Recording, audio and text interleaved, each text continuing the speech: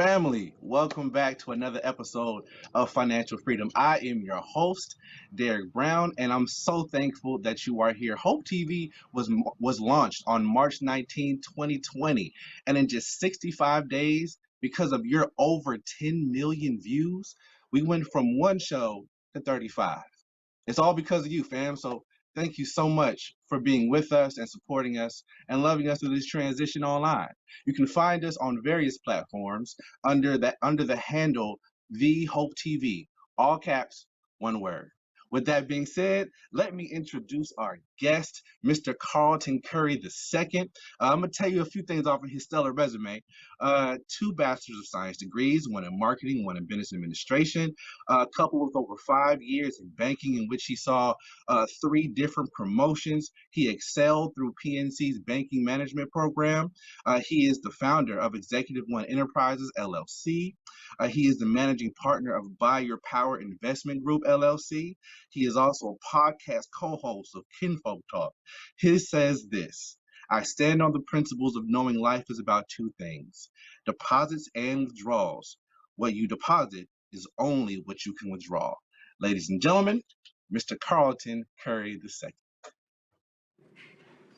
Hello, everybody. How you doing today, Derek? Glad to see you, man. Thank you for hanging out with us a little while longer. Absolutely, absolutely. So, you guys, Good as stated stuff. Good before, stuff. I am Carlton L. Curry II, one of Atlanta's most influential real estate developers, investors, and financial curators, and I'm glad to be on here today. Cool. Thank you so much for being here. You know what? Let me ask you this. What is a financial curator? So, financial curators is one, go back to Executive One Enterprise, and one that assist people with all walks of life on how to become financial free and taking people down the road of financial freedom. Cool. Got you. Got you. Which is much needed. Much needed. I want to pick up where we left off in our last discussion. And you brought up this idea that we need to have certain things in order for us to move forward. You mentioned purpose, right? You mentioned we have to improve our credit. And then you mentioned we should also have a mentor, a financial mentor. We talked a lot about purpose last episode, so I don't want to spend too much time there, but you always feel free to recap if you need to. But you also mentioned the importance of credit, and that's been a constant theme on this show. What importance? You also mentioned just some incredible stuff you've been doing. You said you have over 20 million in real estate, which is insane to my little brain. So, how big was your credit in acquiring that level of asset attainment? My credit was everything, and to be somehow how big was it? You said It was everything. it was it was the reason I was able to do all of that, and that's kind of like when I talk about the financial curator side. It's like I teach people Right. how to use their credit to generate an income, to make money, to make a substantial amount of Mm, money. Because oftentimes we're told, well, to go to work and make your money and save your money and do it all over each and every day. And that's right. not true. We Right. want to focus on a different type of system. And I use the word system, SYSTM, save yourself time, energy, and money. And so when you think Look, about doing look. I, I need that acronym. Somebody needs to give me that acronym. Put that out somewhere. Look, yes, system. So, and you want things yes, to be I love it. systematic, you know. So I always say that, and that's kind of like when I talk about credit. The reason I was able to buy my first home and flipped it, I used my credit to do so. And when I Okay. tell you guys, credit is so important. Credit is the way of life. Now for you people to get a job, I know at the bank you had to pass a credit check to even work at the bank because you can't teach I didn't people know that. or coach people on their finances. You can't become a financial consultant when yours is not in order. You can't do Look. nothing without the bank, without their credit. You can't even open up a checking account with bad credit. So Mm, it's so definitely. important. Like now, when you think about getting an apartment or a condo or a home or town, whatever the case may be, or car, they're gonna run your credit. So all the ways of life and all your necessities is based off your credit. Mm. So credit is crucial. Credit is everything.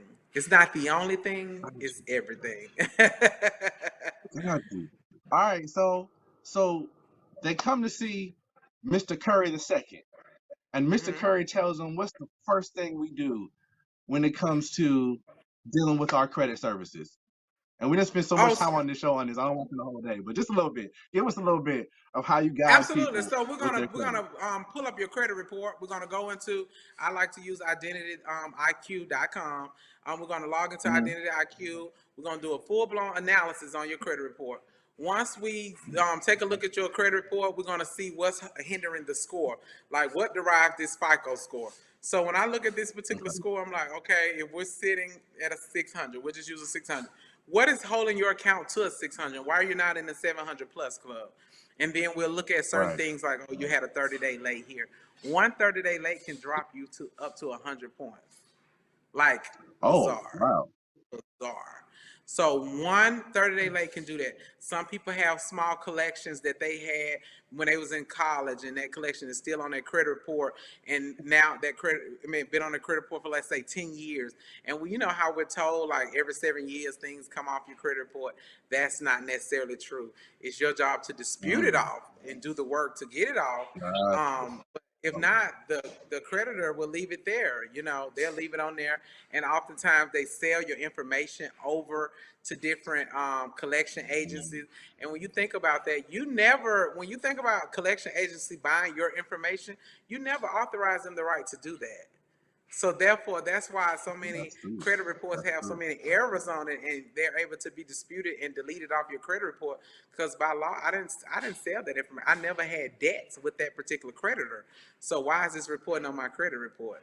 And let me, because I know you don't want to Man. take too long on this, but let me give you another quick.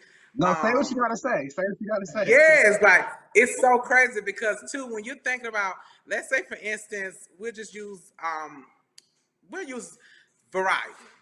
So let's say Okay. Verizon, you got an account with Verizon, the account now becomes a collection account. Now that particular Okay. collection account has been sold over to the collection agency. They buys it. Verizon has written Mhm. off that debt already. They already filed their insurance on that particular debt and received their funds for that debt. So let's say you owe Verizon $200. Verizon has written that Wow. $200. Right. They have already written that $200 off in one of their insurance claims, and they received their 200 back. Now they sold it over to this collection agency. Let's say they sold it to the collection agent for $75. So now Verizon has made Right. $275 off your debt. Now that collection agent's going to come to you for the whole original $200, and they only paid $75 of it. That's how the collection agencies make money. And they're going to persuade you, like, look, we'll even work a settlement with you because they have them paid for your debt so So least amount of money. It's so funny how this works. let me ask you, does that work with student loans? Because if I come to you and I go, Mr. Curry, these student loan folk keep saying it went to the creditor and they trying to say we can work out a deal. I owe them $25,000, but they willing to accept five. You would say, I would say no. I would dispute that right off your credit report, and anything that reports to your credit report can be deleted. got you, And to be man. honest with you, and to Should have be honest talked to with you, you the student earlier. loans is one. And to be honest with you, student loan is one of the easiest to get deleted. And the reason why, with my method, is because too, with the student loan, even from the originality of the student loan, you did what we Right. call a DocuSign. You know, like you went Okay. online and did an electronic signature with your student loans. Not once did they ever see you in person sign for that particular loan. So all you're doing is Correct. asking them, what we call is challenging the debt. So all you do is tell them to Okay. provide you that, you know, that the debt is yours, and they have to show proof within 30 days that this debt belongs to you. And 9 times out of 10, they can't prove that. Man, look here. That was good. I might have to use that myself. All right, so thank you. That was good stuff. That was good stuff. Let me ask you. So our credit reflects darn near everything. So even when it comes to investment firms, and we talked a little bit about that, you said that mainly the investment banks, the commercial banks, and the investment firms do a function of the same thing. That also invest how they deal with this. Right. That is so true. Okay. Okay. See, stuff is clicking up here right now. That's what's It's going bigger on. So than. so So let me ask you then, because and you've commented on this a lot. A lot of people are looking at that idea of banking, and we commented about this a little bit on the last episode as that kind of scam. And how you put it was they're prone to sell you services for their best interest. Mm-hmm. And if you don't know appropriately what you actually need, and you're trusting them to sell you something in your best interest, that's a problem. Mm-hmm. That is definitely a And problem. so, go ahead. Oh, I was just gonna say because they're only going to do what's in the best interest for them and their household. And that's one of the Mm-hmm. reasons I didn't like banking because I was the financial center manager. So with all of my employees, all of us was commission. We was 100%. No, we wasn't. We was 50% salary, 50% commission. So to Okay. make a 100% paycheck, you wanted to make sure that sold enough products to get your commission. Right. And Right. and if you was lacking in that commission area, like every day I was on a phone call with regionals and directors talking about credit cards and how we should be pushing credit cards. One of the things that they told us to use one time in banking was it's just like car insurance. You hope you never have to use it. But if you do, it's Right. there. So, with that being said, if I'm standing on the principles of becoming debt free and financial free, then why am I pushing Right. you to get a credit card that you don't need? That I already seen a history of you misusing a credit card. Why would I want to put you on another one? But we train to do so. And like literally, that's when I knew, like when God gave me that, I just knew it was my time. He was like, your ways are not their ways, nor is your thoughts their thoughts, because truly they wanted you to be in all of our employees, they wanted everybody to be in a seat of pushing a product. So I just say Got that to you. say that Got you want to make sure that you know what you're doing with it, because it's okay to receive a credit card if you going to use that particular credit card. Some credit cards give you points and rewards on them. You pay them off every month. If you're going to use that credit card and take it and flip it, like I have credit cards, but I take it and go buy hardwood floors for my investment properties. You know what I'm saying? And I'm flipping the money Got that's you. being Right. used on those type Right. things. So it's like what you're doing with the car, like truly give me something that way this card is going to pay me for using it. So that's kind of Got how I you. Okay. So I heard somebody once say, if you're, because you graduated college and then went off and started different businesses. I've heard people say that if you come out of college and you're only working one job, you're hustling in reverse. mm-hmm. I always say if you're It doing that, that sounds like means you're a hustling. similar sentiment. Yes, if you're doing that, you're hustling and you're not doing business. There's a difference between business and hustle. When a person do business, Mm. guess what? Business will also always come to them. When a person is hustling, they're always going to it. So you want to make sure that Ah, you're doing business. Like when you think about these large corporations, let's use Coca-Cola for example. Coca-Cola does business. People are right, always going to Coca-Cola. Coca-Cola is not, they don't have to really market themselves. They don't really have to run right, sales or anything because people is going to always buy. So, but if they was hustling, for instance, you have different companies that's, even small businesses now during this pandemic, a lot of people are in that hustle mentality because that's what they've been doing. The ones who's living in abundance during this pandemic was always doing business. And it don't matter what you're going through or what type of circumstances that, come about, you're always, that business will still continue to flow because that's what you set your business up on those principles of just doing business. And one thing about got you. business too, you're doing good business, people gonna always return. That's why when I left PNC, I was at the peak because I do good business. I didn't care if I profit none off of it. And I'll never forget my manager one day. She sat in. I never forget. She sat in one of my what we call consultations. Like say you come into the bank, Derek, and you come into the branch and Right. you want a financial consultation. And my manager sometimes they'll sit in and see how you come. We call it the PNC conversation, and that means personalized needs and clothes. So you want to personalize Okay. what they, goals are. Man, you You ain't want to that give. fast. I didn't get on. Yes, I always say PNC, personalized need clothes. People need money. No, people You need would. cash. PNC, Exactly. people need cash. Ex- So Exactly. she sat in one time and literally During that consultation, I did what was best for you. And doing what was best for you was trying to assist you with becoming financial free, not selling a product, not telling you to get this loan, not telling you to get this credit card, telling you the current debt Right. that you have now, the money that you're making. Let's say I walk you straight through your monthly income, and I call it what you DTI, debt to ratio income. I walk you straight through Okay. your income for that month, and I'm like, okay, Derek, you have approximately $200 left after everything is paid. With this $200, I want you to, pay off some of the debt that you have, and, to get those credit cards bills down, to get that loan down. And that was it. And that's what we're going to work towards for you to get financial free in the next 6 months. I want to schedule another appointment and see how that worked out for you. Oh my gosh, she was livid when the person left. She was so livid because I didn't say, okay, let's get you this other credit card and you could pay off that particular credit card with this credit card. Right. But it Because you also weren't gives you, pushing.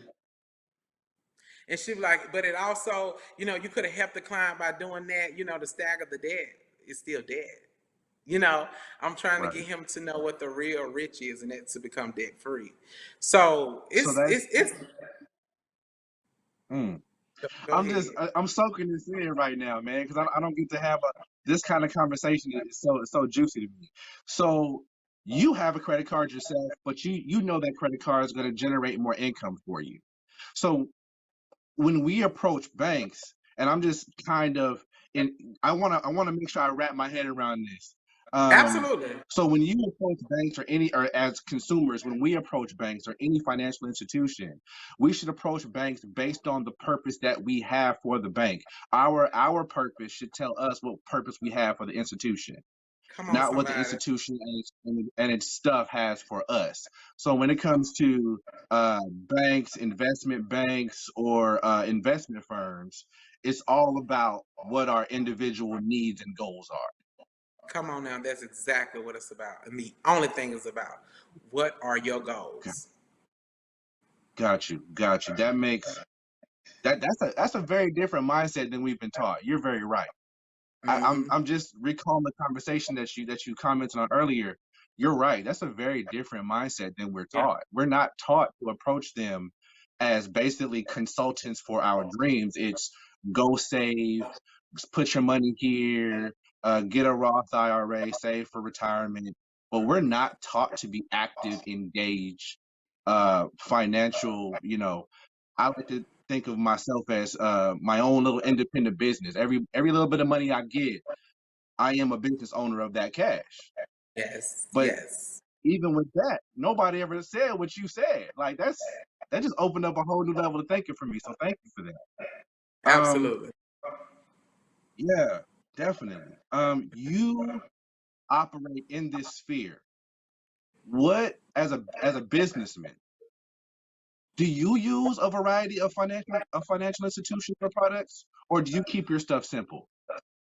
Well, no, I don't. I use a variety. I do have several different financial institutions. I do believe in the saying, "Don't keep your eggs in all in one basket." I do Gotcha. have funds spread out, for various reasons because, for one, I have various bank accounts. I'm at various businesses, and if it's the executive one and what it's bringing in, and my payroll for that one is different than Buy Your Power. I want that at another financial institution, just in case if anything happens or anything. I don't want everything to be lost. The banks are only going to secure you up to $250,000 through FDIC. So you want to make Oh, wow. sure that you have it spread it around. Mm, got you. Mhm. See, I don't even know too many people who would have quoted me that, right? Mhm. Knowing that they only ain't gonna insure you for $250,000, and if you're dealing with 20 million in real estate, that's that can fluctuate any time. It's easy for you to skyrocket past $250,000. Right, right. That is so true. That is so true. Oh wow. Okay. So I want to go to your third point. Okay. And one thing that you said get a financial mentor. One, and here's a few questions about that. One, where should I look for a financial mentor? Two, what should I look for in a financial mentor? And what should they look for in me? What should they expect? What should we expect from each other? So when I say that, simply because the banks, the bank that I work for and all other banks, their people are financial consultants. They're not just bankers where you go in and make your deposit withdrawal or you going to see them for a credit card or for a loan. They're financial consultants. Okay. And they also have what we used to call private client groups, and we also have wealth advisors. Those are complementary to the account holders. So if you have a checking account with, PNC or savings account, you also have access to this financial consultant, which is our wealth advisors. You have Okay. access to them, and it's complimentary once again if you're an account holder. So therefore, once you find Okay. out what your goals are, you want to sit and talk to one. You want to get to know them, build that relationship with them, have monthly meetings with them, and they can take you out to the coffee shop, y'all can go to the office, whatever the case may be. But know what your particular Got you. goals are, and you share that with them, and then in return, and you want them to be able to say, like, this is how I can help you skyrocket your goals. This is how I can help you surpass that. So with that being said, this is how I can help you obtain your goal. So with that being Okay. said, you want to make sure that you're having those conversations, and even if it becomes in the beginning like a sales pitch, tell them to give you some literature, and you want to go home and think about it and talk about it. And then I do want you to do your Okay. due diligence. Read on the literature that they gave you. Write down the questions on the back, like I don't even, or highlight. I don't even understand what this means. I don't even know what this is. Call them, have them explain that to you, and then once you begin to do that and just make it a questionnaire, and while you asking those questions, you truly seeking to understand it, they will truly become that advisor. Now they're coming. They see that, okay, this is not just nobody that I can put them in this product that's gonna pay me. Let me assist them with reaching their goals, because now this can turn into long term, and then they're gonna be able, if I assist them with it. That's how I thought about it as always. If I can assist Derek with his particular goals, guess what Derek's gonna do? He's gonna go and refer people to me, and now it's gonna be an Right. overflow, because Exactly. that person gonna refer somebody Exactly. to me. This person gonna refer somebody to Right. me. Man, go see Carlson. Go see Carlson. I mean, he helped me get this. I was able to do this. I was able to do that. So truly, that's when I thought about financial freedom, and I knew it from the beginning. All I got, how you measure success is truly how you be a blessing to someone else. So that's how I was able to become so successful, because all I was doing was blessing people, because I knew what my resources came from, and that came from God Right. Almighty. Right.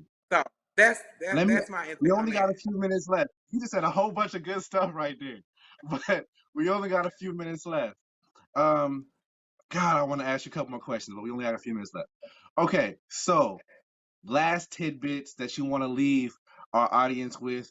Uh, just a couple of things. If you were to say you left us with some good stuff last episode, you definitely told us to build our credit, find a mentor, and know your purpose. In this episode, can you give us a few more things that you can leave us with that's gonna give us give us a little bit of traction? I would just want to say, do not operate in fear. False evidence appearing real. Do not operate in fear. God didn't give us the spirit of fear. We're living in a season of feasting.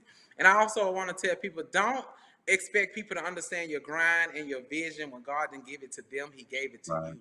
So I want you to Okay. take that vision, that purpose, and once you find purpose, I promise you God's going to give you the provision. And remember this, sometimes it's in your rejection where God is going to find you your direction. Got you. Got you. That's my All right, preacher. Um, I appreciate you, Carlton, for being with us, man. You've been awesome. You broke down some stuff I've been itching to hear for a minute. Seriously, we may have to have you back on talk a little bit more about this credit stuff, because the way you broke that down, I love that, bro. I love it. Absolutely. And that's I So do credit all day, every day. for sure, for sure. Carlton, where can we find you, my good man? So once again, you guys, I would like for you guys to follow Christ and also follow me on Instagram at My Life is Carl, and that's MYLIFEASCARL, and also on Facebook at Carlton L. Curry II. Mr. Carlton, thank you for being here. Family, thank you for joining us tonight on Financial Freedom. Thank you for being with us. And as always, be safe out there. See you again.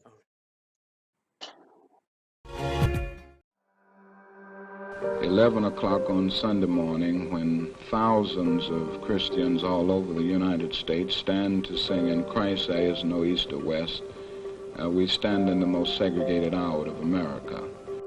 We're awakening to the fact that the accomplishments of the civil rights movement were a beginning, not an end. We we should be able to say, this is where I have sinned against my brother or against my sister. I think this whole element of racism is a reality of life. Being racist is something we need to change. Even though the church in many times has been complicit in the racial divide, let's be honest about that. The church is the way back.